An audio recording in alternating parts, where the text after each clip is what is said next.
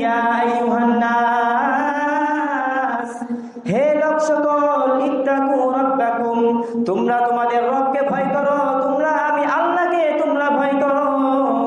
ইন্না জালজালাতাস সাআতি শাইউন আযীম, নিশ্চয় কিয়ামতের দিন এমন এক ভয়ঙ্কর দিন হবে, নিশ্চয় কিয়ামতের দিন এমন এক ভয়াবহ অবস্থা হবে। কিয়ামতের ওই পরিস্থিতি যখন শুরু হয়ে যাবে, ইয়াউমা ইয়াফিরুল মারউ মিন আখি, মানুষ তখন তার ভাইকে চিনবে না। যেই রক্তের ভাই, ছোটবেলা থেকে ভাইয়ের সঙ্গে কত সম্পর্ক ছিল, কিয়ামতের ওই ভয়ঙ্কর যখন শুরু হয়ে যাবে, তখন মানুষ তার ভাইকে চিনবে না। ওয়া উম্মিহি ওয়া আবি, তখন তারা তাদের পিতামাতাকে চিনবে না। ওয়া সাহিবাতিহি ওয়া বানি, তখন তারা তার সন্তান স্ত্রীদেরকেও তারা চিনবে না। এমন একটা সময় আসবে যখন এই পৃথিবীর শক্তি শেষ হয়ে যাবে। এই পৃথিবীর মধ্যে যারা রাজা বাদশা আছে, সমস্ত রাজা বাদশার শক্তি শেষ হয়ে যাবে। তখন ধনী এবং গরিব তাদের মধ্য থেকে কোনো পার্থক্য থাকবে না। ধনী আর গরিব তাদের মধ্যে কোনো পার্থক্য থাকবে না। আর সেই দিনটা হচ্ছে কিয়ামতের দিন।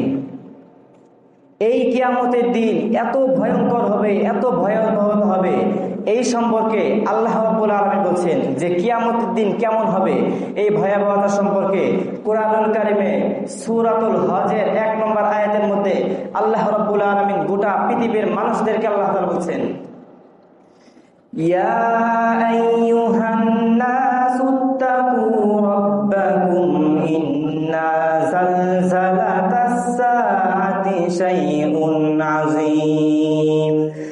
আল্লাহ রাব্বুল আলামিন এই আয়াতে কারিমার মধ্যে বলছেন, ইয়া আইয়ুহান নাস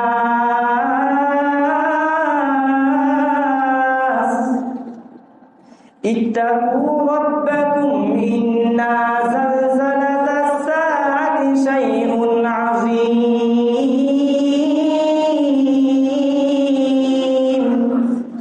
আল্লাহ রাব্বুল আলামিন এই আয়াতে কারিমার মধ্যে গোটা পৃথিবীর মানুষদেরকে আল্লাহ তাআলা বলছেন, ইয়া আইয়ুহান নাস, হে লোক সকল, ইত্তাকু রাব্বাকুম, তোমরা তোমাদের রবকে ভয় করো, তোমরা আমি আল্লাহকে তোমরা ভয় করো।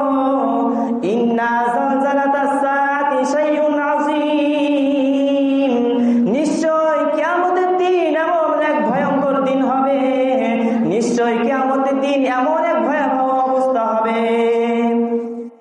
এই আয়াতে কারিমা থেকে আল্লাহ পাক রব্বুল আলামিন আমাদেরকে সতর্ক দিচ্ছেন যে আল্লাহ তাআলা আমাদেরকে কি সতর্ক দিচ্ছেন, যে হে মানুষেরা, হে লোক সকল, যে কিয়ামতের দিন এত ভয়াবহ, এত ভয়ঙ্কর পরিস্থিতি হবে, এই পরিস্থিতি তোমাদের কল্পনার বাহিরে।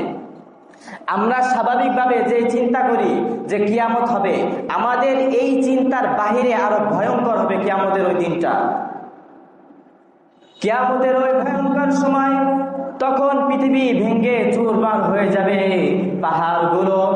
পাহাড়গুলো ধসে পড়বে, এই পৃথিবীর সমস্ত কিছু ফেটে যাবে, বড় বড় বিল্ডিং গুলো তখন ধসে পড়বে, মানুষগুলো তারা দিশেহারা হয়ে যাবে, কেউ কাউকে চিনবে না, মানুষ তার আত্মীয় স্বজন কাউকে তখন চিনবে না।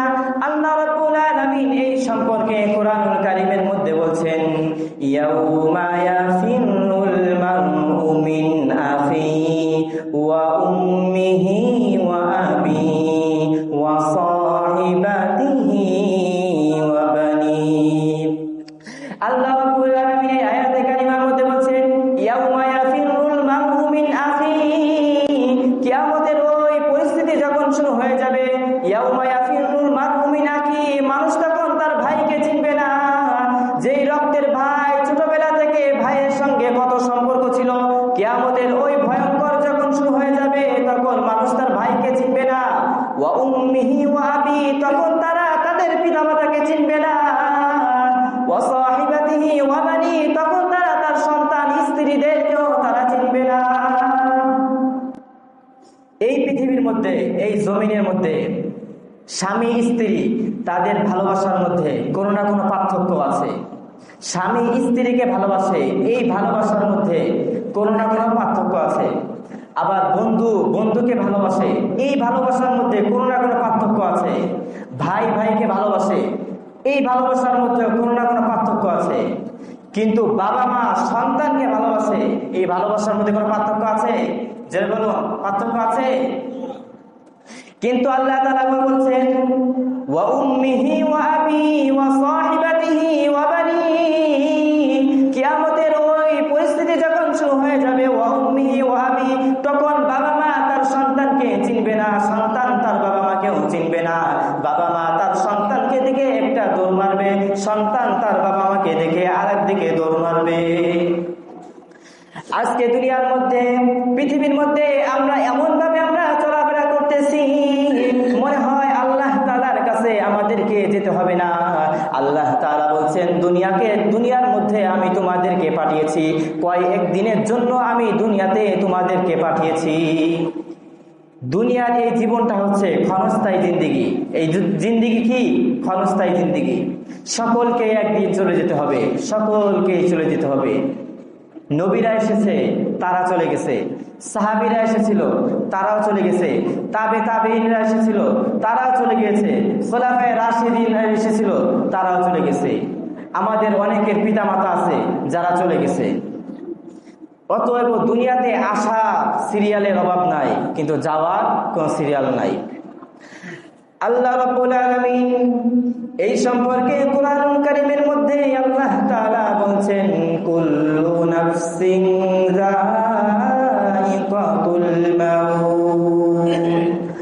আল্লাহ রাব্বুল আলামিন বলছেন কুল্লু নাফসিন যায়িকাতুল মাউত, প্রত্যেকটা প্রাণীকেই তার মৃত্যুর স্বাদ আস্বাদন করতে হবে, প্রত্যেকটা প্রাণীকেই তার মৃত্যুর স্বাদ গ্রহণ করতে হবে।